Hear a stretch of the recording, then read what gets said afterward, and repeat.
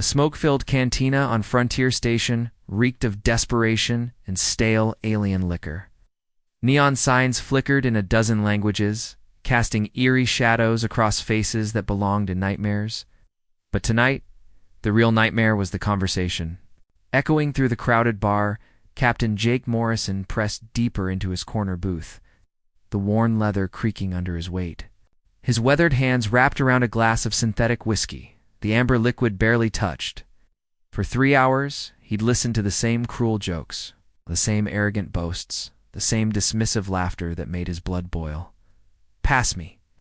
"Another drink, bartender?" roared a massive Gorvanian mercenary, his rock-like hide scarred from countless battles. "Tomorrow we'll be toasting over the ashes of Earth." The creature's laugh sounded like boulders grinding together, and the crowd loved it. Jake's jaw tightened. These weren't just random bar patrons sharing drinks and stories. These were the Galaxy's most dangerous killers. All gathered for one purpose: the complete annihilation of humanity. A serpentine Vorthan slithered closer to the bar, his scales shimmering with each movement. "The humans still think their ghost ship will save them," he wheezed, forked tongue flicking with amusement. 300 years and they still cling to fairy tales like children afraid of the dark. The laughter that followed was like acid. In Jake's ears, he'd heard this exact joke on 17 different worlds, in 43 different languages, always with the same cruel undertone. The galaxy saw his people as nothing more than a cosmic punchline. But then Admiral Corvex himself entered the cantina. The temperature seemed to drop 10 degrees. The massive four-armed leader of the Galactic Alliance stood nearly 8 feet. Tall, his chitinous armor gleaming under the bar's dim lights. When he moved, seasoned warriors stepped aside. When he spoke, entire star systems listened. And when he smiled, which he was doing now, civilizations trembled. "Gentlemen," Corvex announced, his voice carrying easily over the din tomorrow, "we end this charade once and for all." He slammed his primary fist on the nearest table, causing glasses to jump and conversations to halt. 15,000 ships against Earth's pathetic fleet. Hey, they'll learn what happens when primitives challenge their betters. The crowd erupted in cheers and laughter, but Jake felt something cold settle in his stomach. 15,000 ships. The intelligence reports had been accurate, but hearing it confirmed still hit like a physical blow. A crystalline being from the outer rim, its body refracting light into rainbow patterns, chimed in with a voice like breaking glass. "The Defiant is nothing but a children's story. Even if it existed, what could one ship do against the greatest armada ever assembled? More laughter, more cruel jokes, more casual dismissal of everything Jake held dear. But here's what these aliens didn't understand about humans, and maybe this is something you felt too when people underestimate you sometimes. The biggest mistake you can make is assuming someone is weak. It's just because they've been quiet. Jake had been quiet for 3 centuries. His entire species had been quiet. But tomorrow, that silence would end. He stood slowly, his chair scraping against the metal floor like a sword being drawn. The sound cut through the laughter like a blade through silk. Every alien eye turned. To him, their amusement dying as they saw something in his face that made their evolutionary survival instincts scream warnings. "You want to know about the Defiant?" Jake said, his voice cutting through the sudden silence. Each word was measured, controlled, carrying the weight of 300 years of preparation. "You'll find out tomorrow, all of you." He reached into his jackets. Several aliens tensed, hands moving toward weapons, and pulled out a small stack of credits. The sound of the currency hitting the table was unnaturally loud in the dead silence. "But let me ask you something," Jake continued, his eyes scanning the crowd of killers and conquerors. "Have any of you ever wondered why humanity went quiet? Why we stopped exploring, stopped expanding, stopped making noise in the galaxy?" No one answered. The question hung in the air like a loaded weapon. You assumed we were weak. You assumed we were afraid. You assumed we were hiding. Jake's smile was cold as deep space. "You never considered that maybe, just maybe, we were preparing?" With that, he walked toward the exit, his boots echoing in the absolute silence. Every step was deliberate, every movement calculated. Behind him, dozens of the galaxy's most dangerous beings watched a single human leave their presence, and for the first time in their lives, They felt something they'd never associated with humanity: fear. The cantina doors slid shut behind him with a soft hiss, and Jake Morrison disappeared into the shadows of Frontier Station's lower decks. Hours later, his ship Liberty raced through the twisted corridors of hyperspace, stars stretching into lines of light outside the viewport. Jake's hand shook slightly as he activated the quantum communicator, not from fear, but from the sheer magnitude of what was about to unfold. "This is Captain Morrison to Terra Command," he said, his voice steady despite the tremor in his hands. "Package delivered. They're bringing everything they have. 15,000 ships, just like intelligence predicted." The response came immediately, carried across impossible distances by technology that shouldn't exist. "Acknowledged, Captain. Return to Sol system at maximum speed." The Defiant is awakening. Jake felt a chill run down his spine that had nothing to do with the ship's environmental systems. After 3 centuries of waiting, 3 centuries of preparation, 3 centuries of letting the galaxy believe humanity was weak and irrelevant, the legend was about to become reality, and God help anyone who stood in its way. The Liberty jumped to maximum velocity, racing toward Earth in a confrontation that would reshape the galaxy forever. Behind him, on Frontier Station, the cantina had finally returned to its usual chaos. But the laughter was different now, nervous, uncertain, because deep down, in the primitive parts of their alien minds, they all knew the same truth. Tomorrow, everything would change. Speaking of change, you know what's fascinating about the power of preparation over time? It's like compound interest, but for civilizations. Small, consistent efforts building into something unstoppable. If you want to see how this principle applies to your own life, check out my next video about the incredible power of compounding it. Might just change how you think about your future. The site before, Admiral Corvex, was something that would haunt the galaxy's nightmares for generations to come. The combined armada stretched across the void like a mechanical virus. 15,000 warships from 20 different species forming a wall of death that blotted out the stars themselves.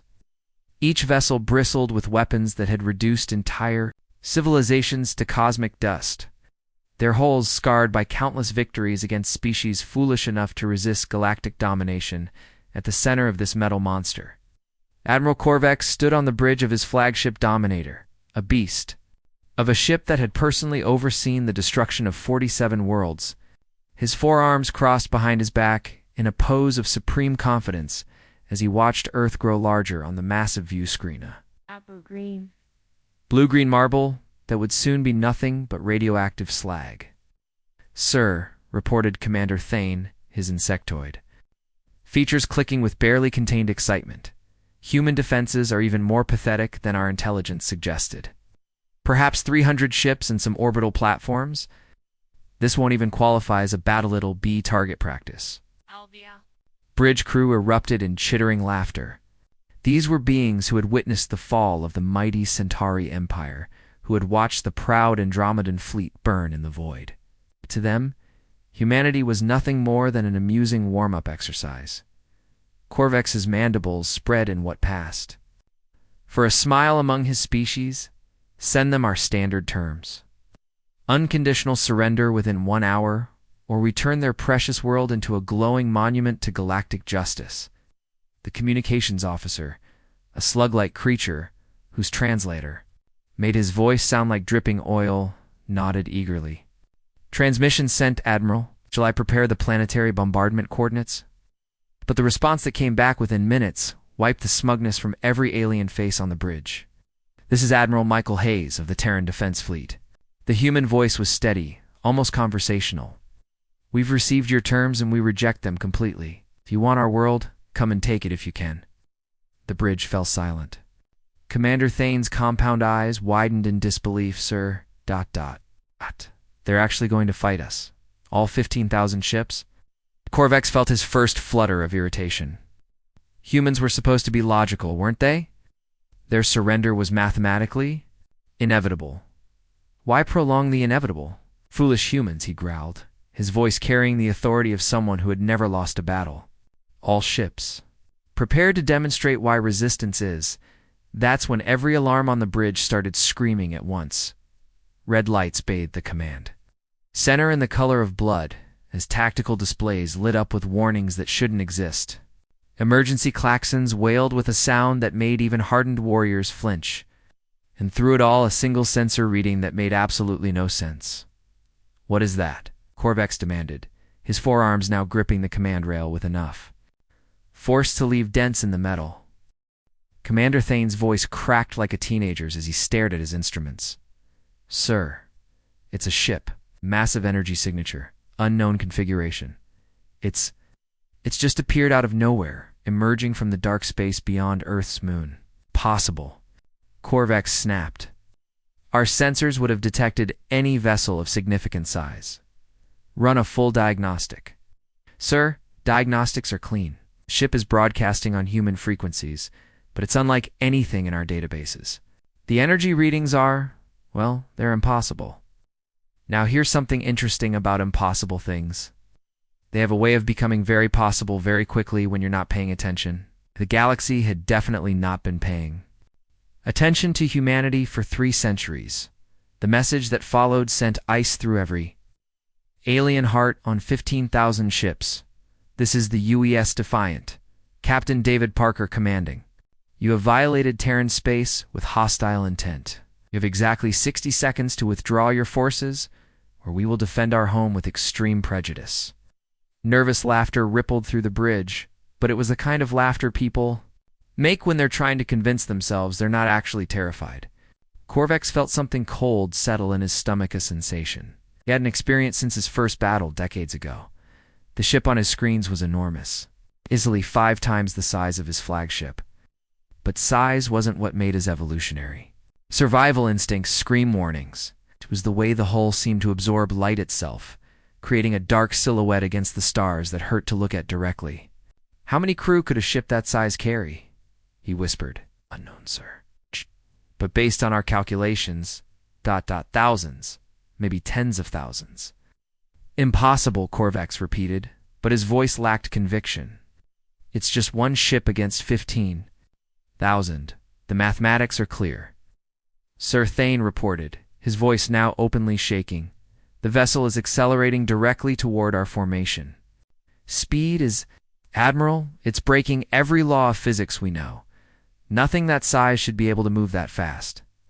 Through the view screen, they could see the Defiant approaching like a dark comet, its speed increasing with each passing second. Energy readings were climbing off the charts, weapon signatures unlike anything in their databases appearing along its hull. But here's what Admiral Corvex didn't understand about legends. They don't follow the rules because they write there. "Own. All vessels, open fire," he screamed into his communicator. "Destroy that relic before it reaches optimal firing range."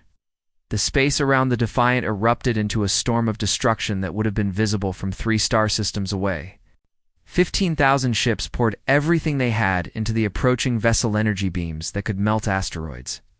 Plasma torpedoes that could crack moons, particle accelerators that could tear apart molecular bonds. It was enough firepower to destroy a small planet, all focused on one target. But the Defiant didn't even slow down. "Direct hits across the entire spectrum," Thane reported in horror. "No damage, sir. The energy from our weapons. It's not being deflected or absorbed, it's being converted. It's fed into their power systems." That's when Captain Parker's voice cut through their fear like a sword through silk. "Your 60 seconds are up. Now you learn why legends exist." The Defiant suddenly stopped, hanging motionless in space as its true nature began to reveal itself. The hull, which had seemed solid and dark, began to shift and flow like liquid metal. Weapons ports opened along its length like eyes opening in the darkness, each one glowing with energies that shouldn't exist in this universe. From his position on the human defense fleet, Admiral Hayes watched in awe as humanity's greatest secret finally revealed itself. "My God," he whispered. "It's beautiful." And then the Defiant fired. What happened next would be remembered as the moment when the galaxy learned that some legends are more real than reality itself. But that's a story that will reshape everything you think you know about power, preparation, and the compound effect of never giving up. Speaking of compound effects, if you want to see how this principle can transform your own life, Oh. check out my next video about the incredible power of compounding. It might just change your entire future. What emerged from the Defiant wasn't a weapon in any conventional sense. It was pure annihilation given form, a force that existed beyond the boundaries of known physics. The energy discharge didn't travel through space. It rewrote the very fabric of reality as it moved, creating a corridor of absolute destruction that ignored every law the galaxy thought it understood. The weapon tore through the combined armada like a scythe through wheat, but that analogy doesn't do justice to what actually happened. Wheat, when cut, still exists. It falls to the ground, leaves traces, evidence of its former existence. What happened to the ships in the path of the Defiant's first strike was something far more terrifying. 500 vessels didn't explode. They didn't burn. They didn't even leave debris. They simply ceased to exist, their atoms scattered across the void, as if they had never been assembled in the first place. One moment, there were proud warships filled with thousands of crew members, their hulls gleaming with the accumulated victories of a dozen campaigns. The next moment, there was nothing but empty space and the fading echo of quantum signatures that reality was already forgetting. Status report, Admiral Korvex roared, his voice breaking with a terror he hadn't felt since his first battle as a young officer. His forearms gripped the command rail so tightly that the metal groaned under the pressure. Commander Thane stared at his instruments with the wide-eyed look of someone whose understanding of the universe had just been shattered. Sir, his voice was barely a whisper. The entire 4th battle group is gone. 500 ships, 30,000 crew members. They're just ... gone. The silence that followed was deafening. Every being on that bridge had witnessed the destruction of entire star systems, had seen planets cracked open like eggs, had watched civilizations burn in the void. But they had never seen anything simply stop existing. The Defiant hung in space like a dark angel of death, its weapons already cycling for another shot. Around it, empty space, marked where 500 ships had been moments before. Not even a dust cloud remained as evidence of their existence. But here's what's truly terrifying about facing something beyond your understanding. Your brain keeps trying to make sense of it, even when sense has left the building entirely. All ships converge on target. Korvex commanded desperately, his voice carrying the kind of authority that comes from absolute desperation. Maximum firepower. If we're going to die, we take that monster with us. The remaining 14,500 ships turned their fury on the legendary vessel, pouring everything they had into a concentrated assault that should have turned the Defiant into cosmic dust. But as they watched their enemy through targeting systems and tactical displays, something impossible happened. The Defiant began to split apart. Its massive hull divided into dozens of smaller ships, each one flowing away from the central mass, like Mercury separating into perfect spheres. The transformation was beautiful in its precision, terrifying in its implications. They're fragmenting. Thane shouted with desperate hope. The ship is breaking apart under our assault. Hope flickered through the combined armada. Maybe the legendary vessel wasn't invincible after all. Maybe they could still win this fight through sheer numbers and determination. That hope died as the fragments began to move. Each section of the Defiant was as fast as a fighter, but packed the firepower of a dreadnought. Worse, they moved with perfect coordination, as if controlled by a single mind that could think in multiple dimensions simultaneously. They didn't just fly, they danced through space with a grace that made seasoned pilots weep with envy. Captain David Parker stood on the bridge of the lead fragment, his consciousness expanded through quantum neural links to every part of his distributed ship. The experience was indescribably like being one person and 100 people simultaneously, like having eyes in the back of your head and the front of your soul. Beside him, the ship's AIA quantum intelligence called THOR spoke in a voice like rolling thunder across digital landscapes. Captain, all weapon systems are optimal. The enemy is maintaining attack formation despite casualties. Shall we demonstrate Phase 2 of our capabilities? Parker's smile was cold as deep space. Do it, THOR. Show them what humanity learned during our 3 centuries of exile. And here's something fascinating about exile: it either breaks you or makes you stronger than you ever imagined possible.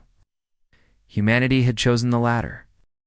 The fragments of the Defiant began to dance through the enemy fleet like sharks among minnows, each one moving with predatory precision that turned space combat into a deadly art form. Fighters that had survived countless battles were swept aside like leaves in a hurricane. Cruisers and destroyers discovered that their speed and maneuverability meant nothing against opponents that could predict their every move 3 steps in advance.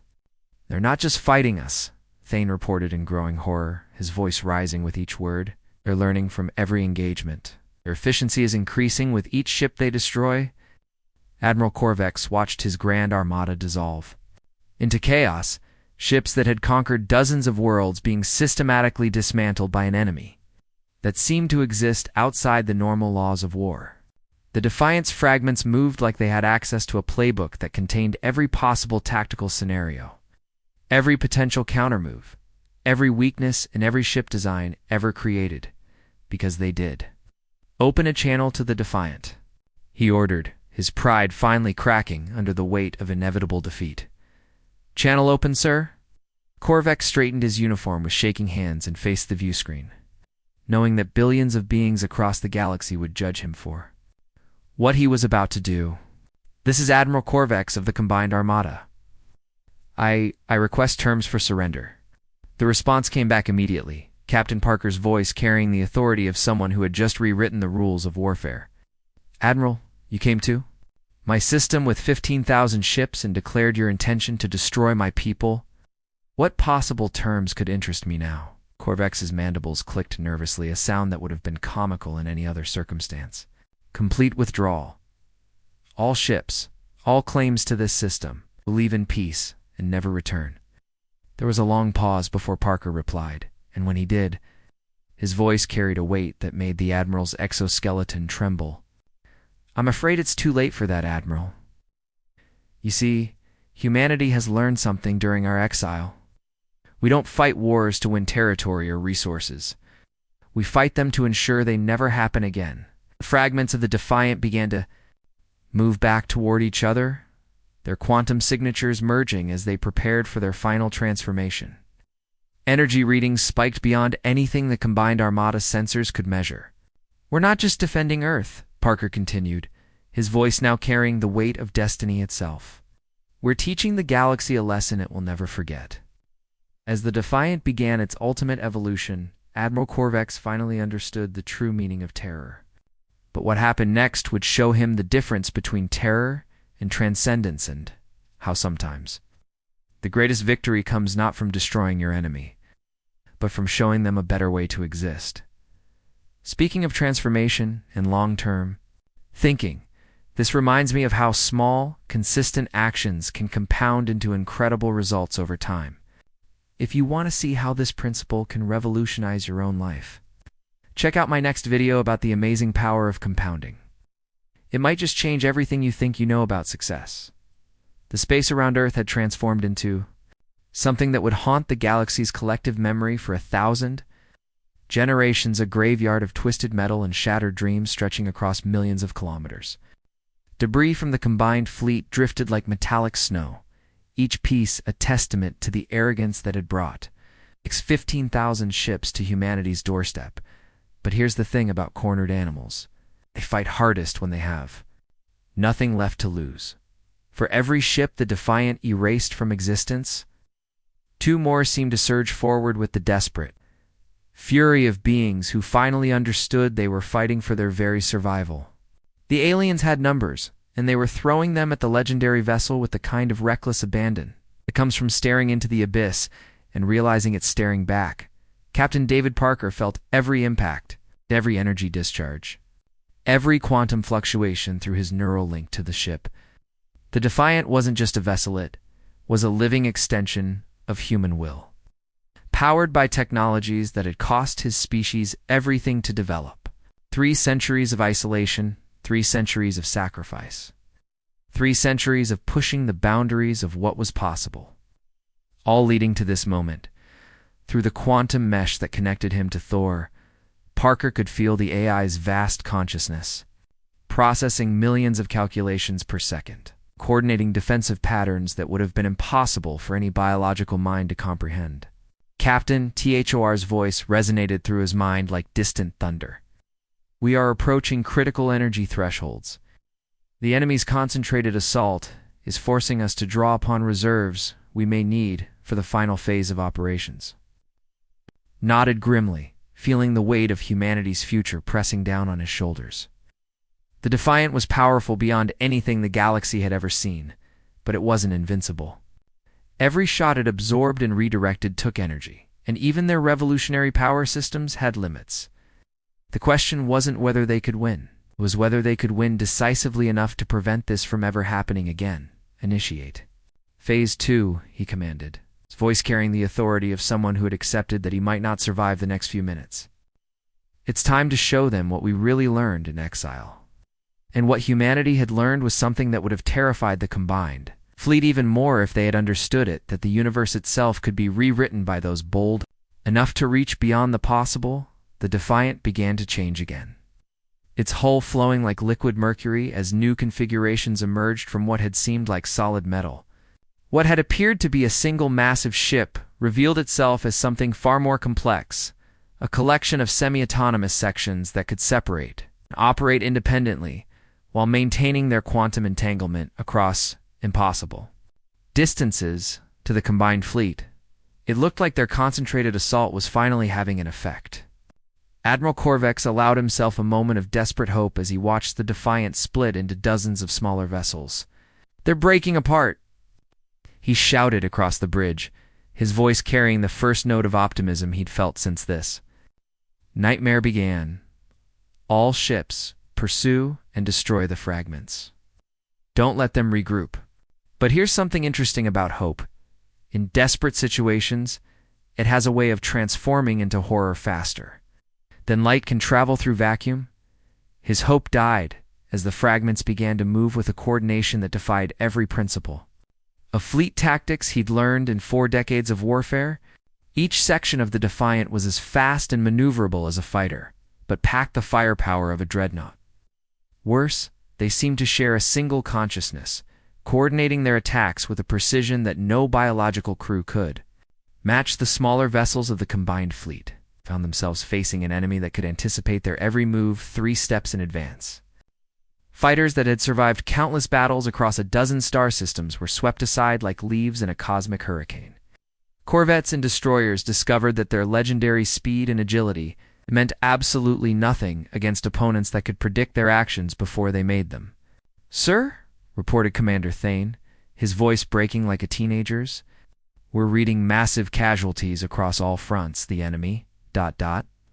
They're not just destroying our ships, they're learning from each engagement. Ow! Their efficiency is increasing exponentially with every kill." Admiral Corvex watched his Grand Armada dissolve into chaos. Ships that had dominated entire sectors being systematically dismantled by an enemy that seemed to exist outside the normal laws of space and time. But what truly terrified him, what made his 4 hearts skip beats in sequence, was the growing realization that this wasn't even humanity's full strength. This was just one ship, one crew, one tiny fraction of what his species might have become during their long exile. You know what's fascinating about underestimating people? It's usually the last mistake you ever make. "Open a channel to the Defiant," he ordered, his legendary pride finally cracking under the weight of mathematical certainty. His voice carried the exhaustion of someone who had just watched everything he believed about the universe crumble into cosmic dust. "Channel open, sir." Corvex straightened his uniform with hands that trembled slightly and faced the view screen, knowing that billions of beings across 20 different worlds would judge him for what he was about to do. "This is Admiral Corvex of the Combined Armada. I formally request terms for immediate ceasefire." Response came back immediately. Captain Parker's voice, carrying across the void with the authority of someone who had just rewritten the fundamental rules of galactic warfare. "Admiral, you came to my system with 15,000 ships and declared your intention to destroy my people. You've spent 3 centuries treating humanity like a cosmic joke. What possible terms could you offer that would interest me now? Corvex's mandibles clicked nervously, producing a sound that would have been comical in any other circumstance. Complete withdrawal. All ships, all territorial claims to this system. We leave in peace and never return. You have my word as an officer of the Galactic Alliance. There was a long pause before Parker replied, and when he did, his voice carried a weight that made the Admiral's exoskeleton tremble like a tuning fork. I'm afraid it's too late for that, Admiral. You see, humanity has learned something during our exiles, something that you and your allies desperately need to understand. We don't fight wars to win territory or resources or bragging rights. Fight them to ensure they never happen again. The fragments of the Defiant began to move back toward each other, their quantum signatures merging as they prepared to reform into something new, something that would make their previous incarnation look like a child's toy compared to a nuclear weapon. We're not just defending Earth, Admiral, Parker continued, his voice now carrying the weight of destiny itself. We're teaching the galaxy a lesson it will never forget. The lesson that some legends are real, some sleeping giants should never be awakened, and some species are far more dangerous when you give them time to think. As the Defiant began its final transformation, energy readings spiking beyond anything the combined Armada's sensors could measure, Admiral Corvex finally understood the true meaning of terror. But what he was about to witness would show him the difference between destruction and transcendence, and why sometimes the greatest victory comes not from destroying your enemies, but from showing them a completely different way to exist. Speaking of transformation and the power of long-term thinking, this whole scenario reminds me of how small, consistent efforts can compound into world-changing results. If you want to see how this principle can revolutionize your own life and goals, check out my next video about the incredible power of compounding it might. Just change everything you think you know about achieving success. The transformation that followed would be remembered as the moment the galaxy learned that some miracles are more terrifying than any nightmare. The Defiant began to fade. But not in the way ships die in battle, not with explosions or structural collapse or the gradual dimming of lights. Instead, its crystalline structure started dissolving back into the quantum foam from which it had emerged. Like reality itself was reclaiming the impossible vessel. But here's the thing about legends. They don't disappear, they evolve. The ship wasn't gone. It was everywhere now, a guardian presence that existed in the spaces between atoms, in the pause between heartbeats, in the quantum uncertainty that held the universe together. Every human ship, every orbital platform, every colony in the vast expanse of Terran space suddenly hummed with a new energy, as if the Defiant had become the immune system of an entire civilization. Captain David Parker found himself standing on the bridge of what appeared to be a normal human vessel, his crew around him looking dazed but triumphant. The neural links that had connected him to the ship's impossible systems were gone. But the memory of that vast consciousness remained, like the echo of a conversation with God. Mission accomplished, he said simply, his voice carrying the weight of 3 centuries of preparation finally realized. Take us home. The words were mundane, almost anticlimactic after what they had just witnessed. But sometimes the most profound moments are marked by the simplest statements. As the ship turned toward Earth, Admiral Michael Hayes' voice crackled over the communication system, carrying the barely controlled excitement of someone who had just watched the impossible become inevitable. Defiant, this is Terra Command. The galaxy is asking what they should call you now. How do we answer? Parker smiled, watching his homeworld grow larger on the view screen. That blue-green marble that had birthed a species crazy enough to rewrite the laws of physics rather than accept defeat.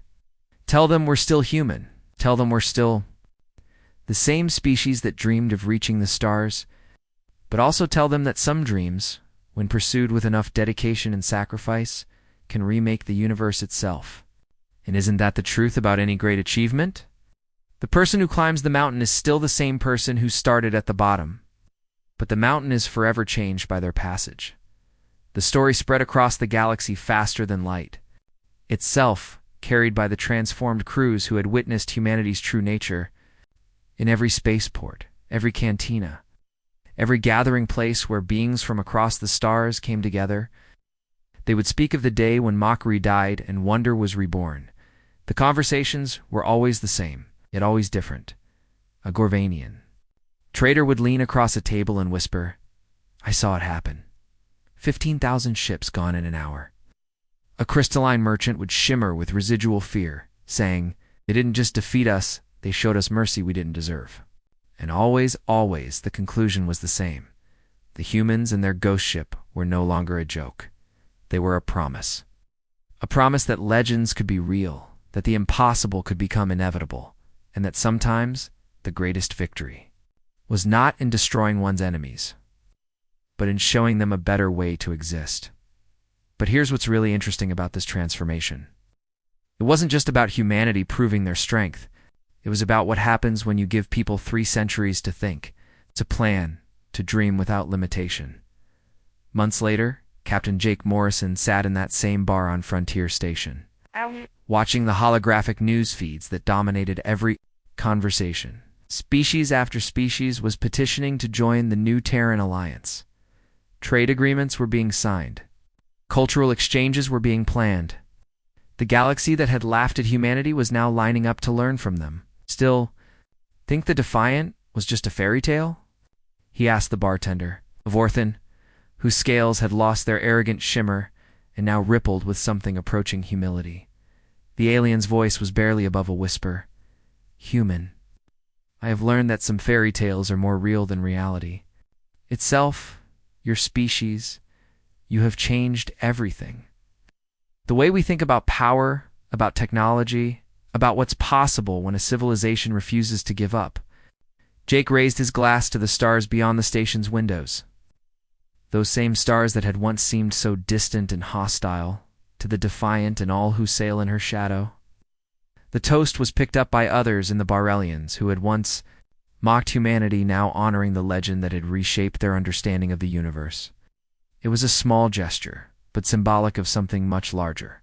The Defiant was gone, but its legend would endure forever.